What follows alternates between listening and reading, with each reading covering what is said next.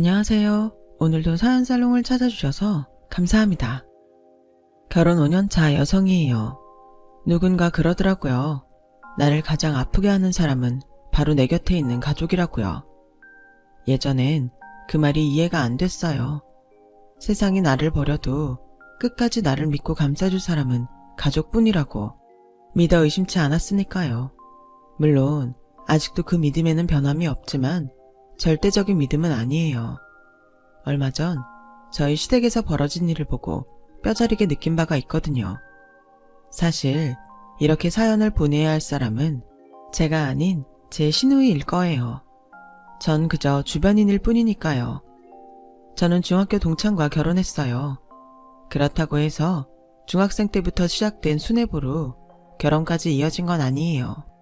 오히려 그 반대였어요. 중학생 땐 남편한테 관심이 1도 없었으니까요. 당시 남편은 중학생 치고 키도 작고 눈에 띄는 타입이 아니었어요. 오히려 눈에 띄었던 건 남편과 절친이었던 남학생이었죠. 저는 그 남학생한테 잘 보이고 싶어서 친구인 제 남편한테 일부러 말을 걸곤 했는데 그 바람에 오해가 생긴 거예요. 남편이 제가 자기를 엄청 좋아하는 줄 착각하게 된 거였죠. 나 참 어이가 없어서 왜 여자들 중에는 자기가 진짜 좋아하는 사람한테는 말도 못 걸고 그 옆에 있는 친구랑 더 친한 척하는 사람들이 있잖아요. 제가 바로 그런 과였어요. 옆에 있는 친구를 통해 내가 좋아하는 사람에 대한 정보를 알아내기 위해서 말이죠. 한마디로 제 남편은 저한테 그런 존재였어요.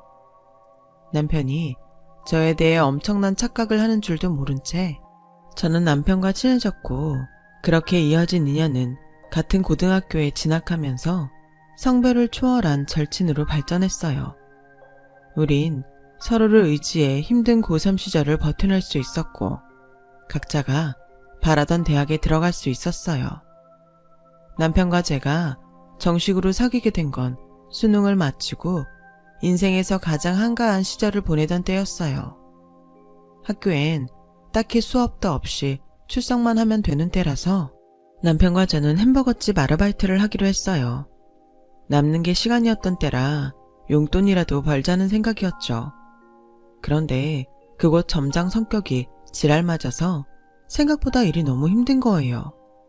일이 힘들다기보다는 점장 기분을 맞춰주는 게 힘들었다고 해야 맞는 말이겠네요.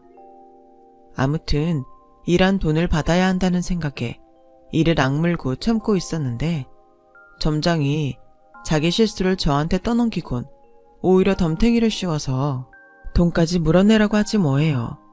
그동안 부모님한테 용돈이나 받고 살았던 처지라 그 상황을 어떻게 처리해야 할지 몰랐던 저는 억울한 마음에 눈물만 뚝뚝 흘리고 있었죠.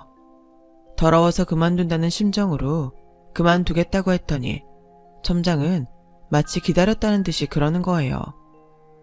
그만두는 건 상관없는데 너 때문에 손해본 금액은 제하고 줄 테니까 나중에 딴소리 하지 마. 그러면서 저 때문에 버리게 된 식용유값 15만 원을 제하겠다고 으름장을 놓았어요. 한 달 꼬박해도 50만 원이 채 안 되는 금액에서 15만 원을 제하겠다니 완전 날도둑이 따로 없었죠. 그래도 달리 어쩔 수 없어서 알겠다고 하려고 했는데 남편이 끼어들었어요. 그러지 마시고 CCTV부터 돌려보죠. 자영이는 분명히 업자한테 폐식용유를 넘겼다고 했거든요. 그러니까 정 그 돈을 받으시겠다면 점장님 말대로 자영이가 새 식용유를 업자한테 넘겼다는 영상을 보여주세요. 홀은 물론 주방이랑 창고까지 CCTV 설치돼 있으니까 영상 보면 단번에 알 수 있는 거잖아요. 안 그래요? 그러자 갑자기 점장이 얼굴을 붉히며 요즘 애새끼들은 잘못을 해놓고도 뻔뻔하게 이를 데가 없다는 둥 욕설을 퍼붓기 시작했어요. 저를 비롯해 알바생들은 서슬퍼런 그 모습에 움츠러들었죠. 딱 한 사람, 제 남편만 빼고요. 남편은 고개를 빳빳이 들고 따졌어요. 저희가 무리한 요구를 하는 건 아니잖아요. 증거를 보자는데 왜 윽박지르세요? 혹시 못 보여줄 이유라도 있는 건가요? 자꾸 이러시면 경찰 부르겠어요. 경찰 보는 앞에서 CCTV 까고 잘잘못 가리자고요. 아, 됐어. 니들처럼 싸가지 없는 놈들 필요 없으니까 당장 그만둬. 자영이 네가 손에 끼친 돈은 점장이 내가 채울 테니까 당장 나가라고. 경찰을 부르겠다는 말에 점장은 배상금도 포기하겠다고 했지만 그 모습이 더 의심스러웠던 저와 남편은 끝내 경찰을 불렀어요. 그리곤 제 실수가 아닌 점장이 그동안 가게 물품을 빼돌려왔다는 사실을 알게 되었죠. 그 일로 점장은 절도죄로 끌려갔고 우여곡절 끝에 저와 남편은 한 달간의 아르바이트 기간을 다 채우고 온전히 급여를 받을 수 있었어요. 그리고 저는 그날 누구보다도 용감히 제 편을 들어주었던 남편한테 반했고 우리는 그 일을 계기로 사귀게 됐어요. 남편이 먼저 사귀자고 했는지 제가 먼저 사귀자고 했는지는 솔직히 기억이 안 나요. 그냥 누가 먼저랄 것도 없이 자연스럽게 그렇게 됐거든요. 그런데 남편은 생각이 다르더라고요. 먼저 좋아한 건 너였잖아. 중학생 때부터 내가 나를 졸졸 따라다녔던 거 기억 안 나? 그건 오해라니까. 난 네가 아니라. 암튼 너 쫓아다닌 거 아니야. 차마 자기 친구를 좋아했다는 걸 말하기 그래서 대충 얼버무렸더니 아직도 남편은 제가 먼저 자기를 좋아했다며 자신만만이에요. 근데 이상한 건 제 기억으론 남편이 먼저 제게 들이댔던 것 같거든요. 뭐 누가 먼저든 간에 결론적으로 우리가 결혼까지 해서 잘 살고 있으니 누가 먼저든 뭔 상관이겠어요. 근데 남편이 사람들 앞에서 으스대며 제가 먼저 자기를 짝사랑했다는 소리를 할 때마다 입을 콱 꼬매버리고 싶은 충동을 느끼곤 해요. 뭐 가끔이지만요. 아무튼 저와 남편은 이듬해 봄에 나란히 대학에 입학했고 학교는 달랐지만 학교가 가까워서 대학 생활도 거의 함께 하다시피 했어요. 1학년을 마친 남편은 군입대를 했는데 공익근무 요원이라서 훈련소 생활을 할 때 빼고는 거의 평소처럼 만날 수 있었어요. 남편의 근무지가 덕수궁이었거든요. 그래서 남편 군 시절에 고궁 데이트를 엄청 했던 기억이 나네요. 남편보다 먼저 졸업한 저는 그에 바로 취직을 했어요. 직장인이 되고부터는 남편과 데이트를 할 때마다 거의 제가 돈을 썼어요. 처음엔 제가 돈을 쓰는 게 미안하고 자존심도 상했는지 자기도 없는 돈에 쓰려고 들던 남편은 반년 정도 지나자 의뢰 데이트 비용은 제가 내는 걸로 인식하는 것 같더라고요. 오래 만나서 권태감을 느끼기도 했고 금전적인 부분까지 겹치니까 내심 이 남자를 계속 만나야 되나 하는 생각을 하게 되더라고요. 그래서 사소한 일로 자주 말다툼을 하게 됐고 그러다 헤어지게 됐어요. 처음엔 솔직히 허전함보다는 해방감이 더 컸어요. 그동안 한 번도 못 해봤던 소개팅도 나가보고 직장 동료와 썸도 타고 했죠. 그러다 대학 동기 결혼식에서 남편과 재회하게 된 거예요. 그 사이 대학을 졸업하고 직장인이 된 남편은 그동안 제가 알던 그 사람이 맞나 싶을 정도로 많이 변해 있었어요. 얼굴이 변한 건 아니고 양복을 입으니 전보다 많이 의젓해 보이기도 했고 취업에 성공해서 그런가 표정부터 여유가 있어 보이더라고요. 헤어질 땐 지긋지긋했는데 2년 넘게 못 보다 보니 새로웠어요. 그건 남편도 마찬가지였죠. 그날 만남으로 서로에게 다시 설레게 된 우리는 이후 우연을 가장해 몇 번 더 만났어요. 통화 중에 제가 컴퓨터가 고장이 나서 주말에 AS 센터에 가야 할 것 같다고 하자 그 주 주말에 남편이 제 원룸으로 찾아왔더라고요. 1시간가량 이것저것 손본 후에야 비로소 컴퓨터는 작동을 했어요.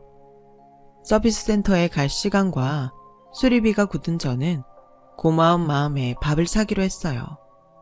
그렇게 만나서 밥을 먹었어요.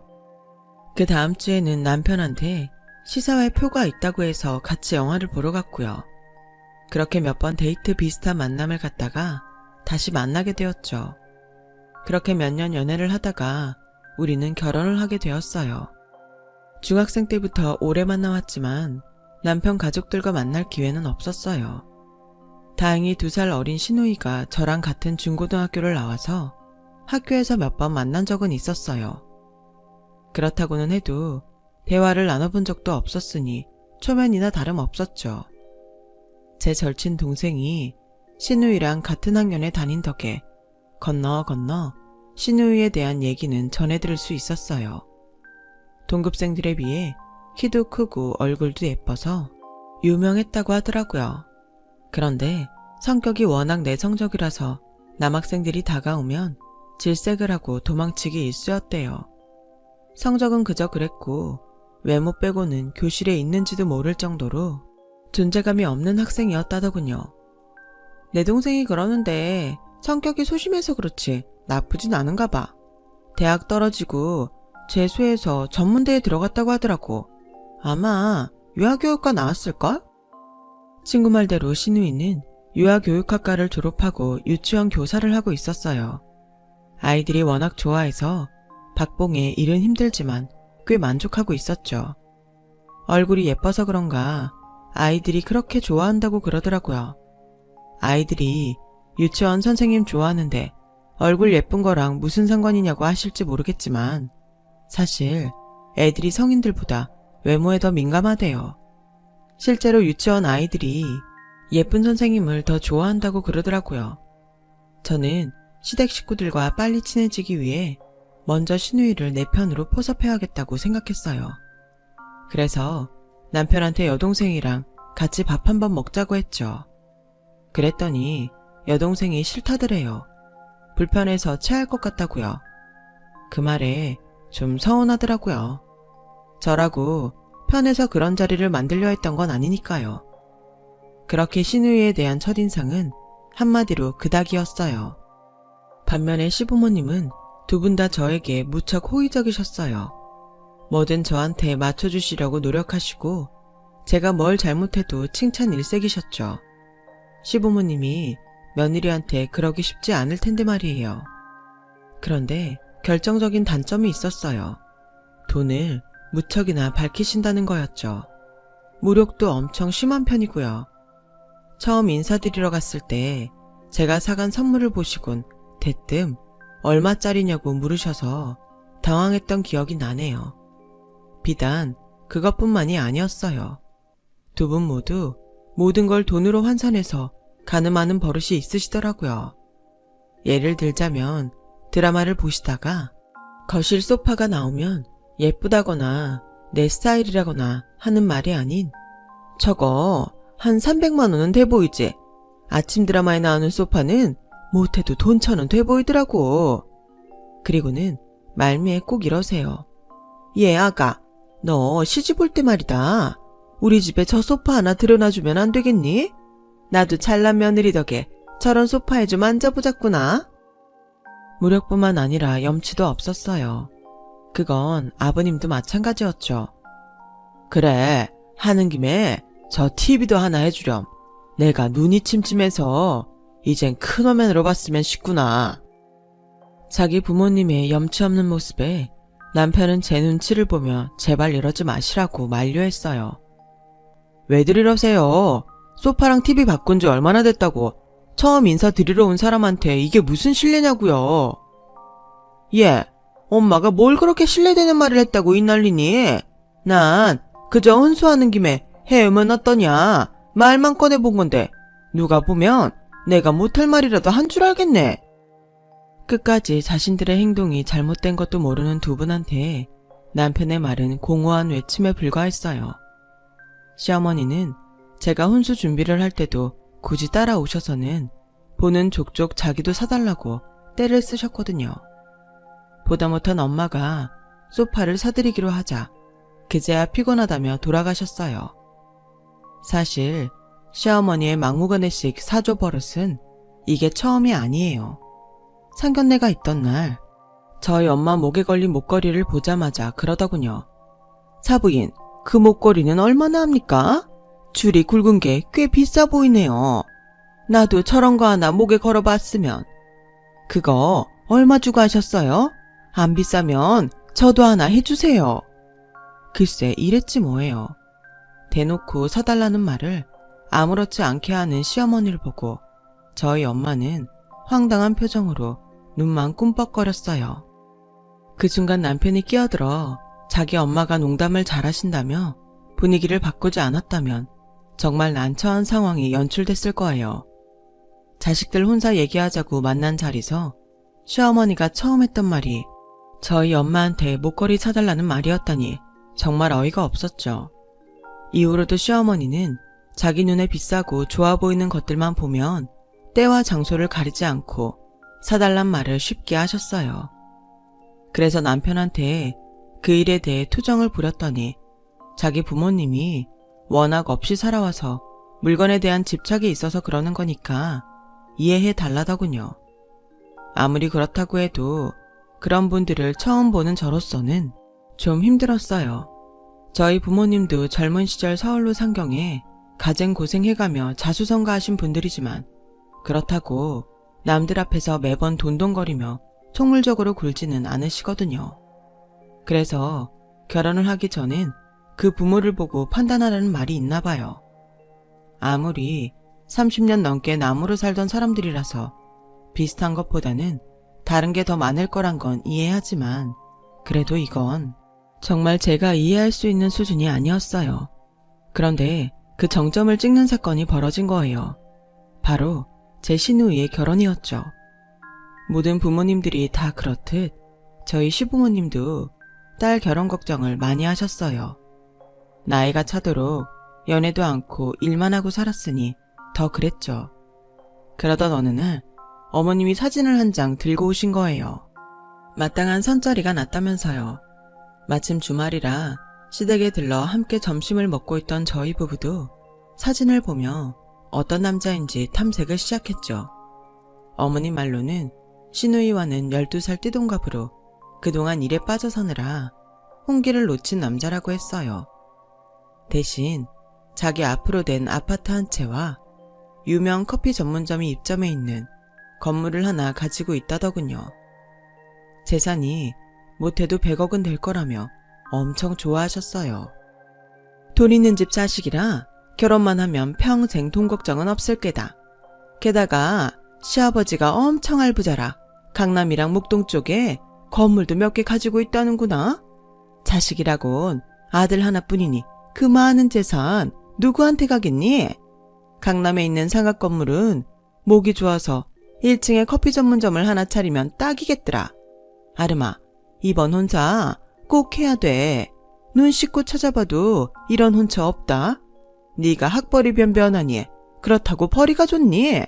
말이 유치원 선생이지 월급도 편의점 아르바이트생만도 못하잖아. 이참에 부잣집에 시집가서 고생 그만하고 편하게 살아. 너 어릴 때 돈이 없어서 남들 다 가는 유치원도 못 보낸 게 엄마가 얼마나 한이 되는지 아니? 그러니 넌 부잣집에 시집가서 나중에 네 아들 딸한테 다 해주고 살아. 이 엄마 소원이다. 평소 돈돈거리는 시어머니였지만 딸을 사랑하는 마음은 여느 엄마들과 다르지 않았어요. 그런 시어머니 마음을 알았는지 시누이는 선을 보겠다고 했어요. 시누이와 선을 본 남자는 나이는 많았지만 관리를 잘해서 그런지 시누이와 띠동갑이란 생각이 안 들 정도로 젊어 보였어요. 거기다 돈의 힘인지 연륜에서 묻어나는 건지 모르겠지만 사람이 꽤 여유로워 보였어요. 거기다 시누이가 마음에 쏙 들었는지 예비 처가에 아낌없이 쏟아붓더군요. 집에 들릴 때마다 값비싼 선물 공세를 했어요. 시어머니 명품 백에 시아버지 명품 양복은 물론 저희 부부 선물도 빼놓지 않았죠. 그런데 언제부턴가 시누이 표정이 그리 밝아 보이지 않았어요. 무슨 일이 있냐고 해도 그저 힘없는 미소만 보일 뿐 아무 말도 않더군요. 하루는 남편한테 그 얘기를 했더니 남편이 뜸을 들이다 어렵게 말했어요. 사실 아름이는 내 친동생이 아니야. 내가 3살 무렵 누가 우리 집 앞에 아름이를 두고 갔대. 당시 시어머니가 막 유산을 한 상태였는데 평소 딸을 원하기도 했던 터라 아이를 시설에 보내지 않고 직접 키우기로 하셨다나 봐요. 남편 말로는 결혼할 때가 되니 친부모 생각이 나서 그러지 않나 하더군요. 뜻밖의 시누이 출생의 비밀에 저는 놀랄 수밖에 없었어요. 남편은 제게 부모님과 여동생 앞에선 모른 척 해달라고 했어요. 그리고 몇 달 뒤 상견례가 있었는데 그 자리에 가서야 시누이 표정이 왜 그렇게 어두웠는지 알 수 있었어요. 신랑 측 가족석에는 유치원생 또래의 남자아이가 한 자리를 차지하고 있었어요. 듣기론 자식의 아들 하나뿐이라던데 그렇다면 손주도 아닐 테고 도대체 누굴까 궁금하더라고요. 혹시 남편은 알까 싶어 물었더니 남편도 고개를 가로젓더군요. 그런데 사실 나이 차이가 많이 나서 처음엔 걱정을 많이 했는데 다행히 직업이 유치원 선생이라고 해서 그렇다면 믿어볼만 하겠다 싶더군요. 우리는 다른 거 안 바래요. 혼수도 필요 없고 예단도 필요 없어요. 그저 우리 손주 지유만 잘 키워준다면 그걸로 충분해요. 말이 결혼이지 산 거는 얼마 안 돼요. 애 앞에서 할 말이 아니라 자세한 얘기 못하겠지만 우리의 잘못으로 헤어진 거 아니에요. 그러니까 걱정은 안 해도 돼요.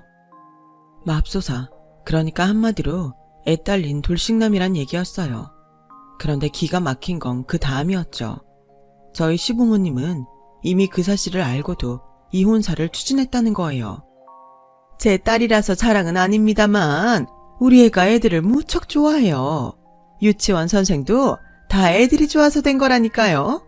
데리고 살아보면 아시겠지만 절대로 후회 안 하실 겁니다.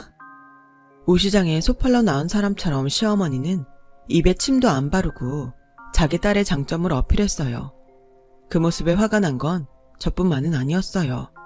남편은 어머님 말이 끝나기가 무섭게 무서운 얼굴로 시누이한테 물었죠. 아름이 너도 알고 시작한 거야? 너 이 결혼 정말 해도 괜찮은 거냐고.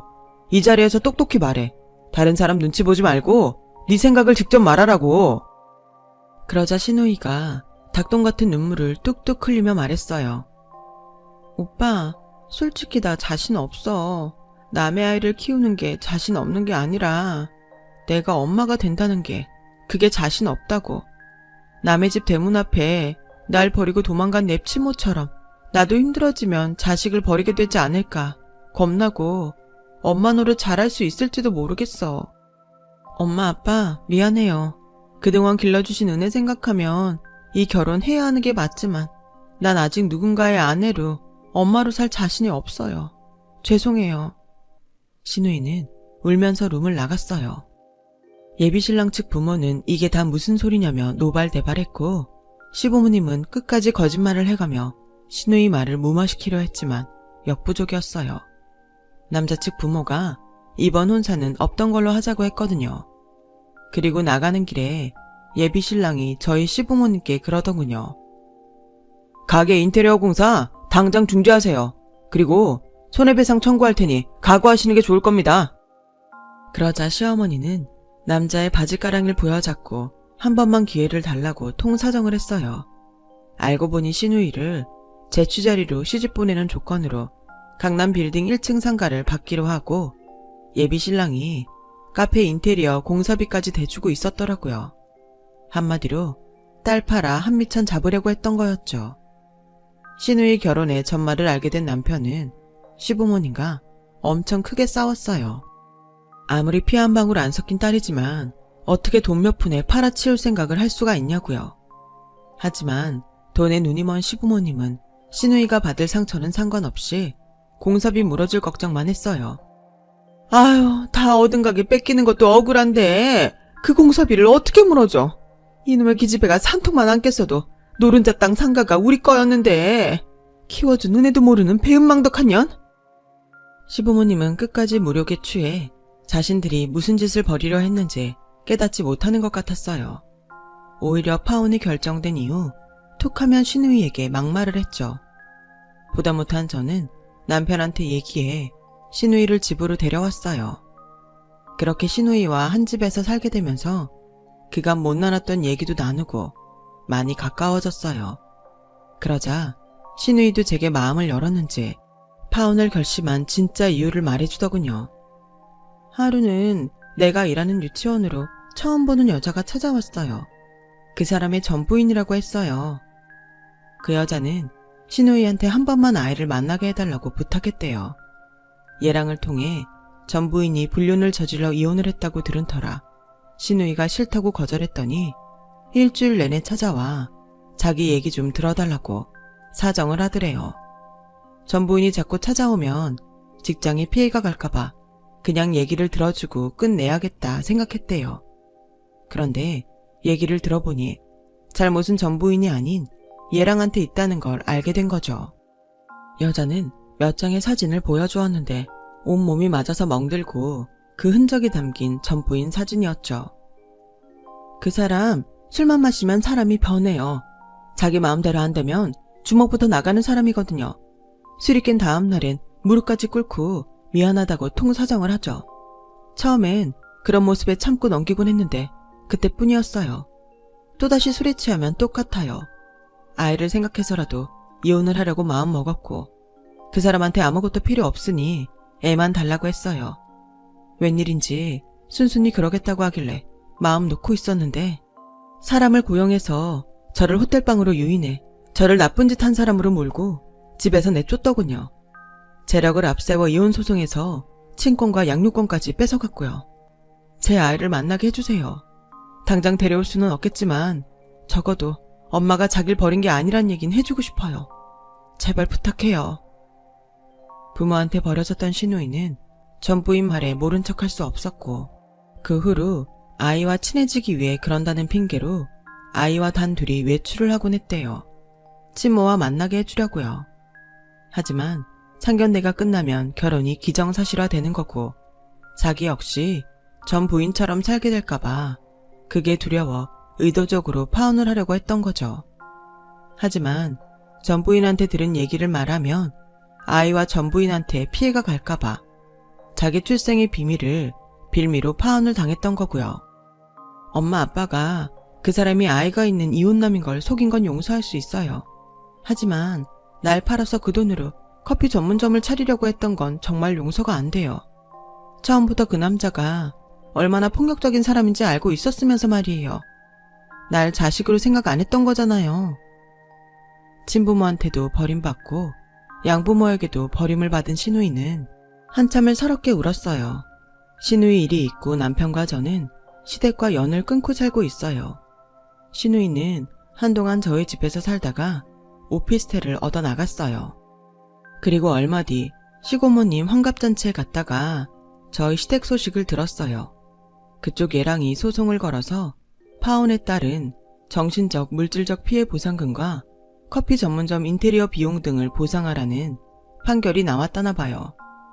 돈을 물어주면 될 일을 돈 욕심에 차일피일 미루다가 술에 취해 찾아온 예랑과 시비가 붙어서 싸우는 바람에 온 집안 살림이 다 부서지고 예랑한테 맞아 아버님이 응급실에 실려갔다고요. 그런데 하필 아버님이 먼저 예랑을 친 데다 골프채까지 휘둘러 상황이 불리하게 됐다더군요. 돈은 돈대로 깨지고 몸은 몸대로 다치게 된 거죠. 결국 하나뿐인 집까지 팔고 그 돈을 고스란히 예랑한테 뺏길 판이라고요. 얘기를 들어보니 안 되긴 했지만 그런 남자한테 딸을 돈 받고 팔려고 했던 걸 생각하면 자업자득이란 생각밖에 안 드네요. 돈 좋아하다가 자식도 잃고 그렇게 아끼던 돈까지 다 잃었으니 말이에요. 그놈의 돈이 뭐라고 죽을 때 한 푼도 손에 쥐고 갈 수 없는데 말이죠. 저도 돈이 인생에서 정말 중요하다고 생각합니다. 하지만 항상 더 중요한 것들이 존재한다는 것도 잊지 않고 살아야 할 것 같아요. 그게 인간과 다른 무언가들을 나누는 소중한 부분 중 하나가 아닐까 합니다. 지금까지 제 사연을 들어주셔서 감사합니다. 좋은 사람들과 항상 건강하고 행복하세요. 여러분, 사연 댓글에 응원과 현명한 조언 부탁드려요. 좋아요와 구독은 저에게 큰 힘이 됩니다. 오늘도 좋은 일 가득하세요.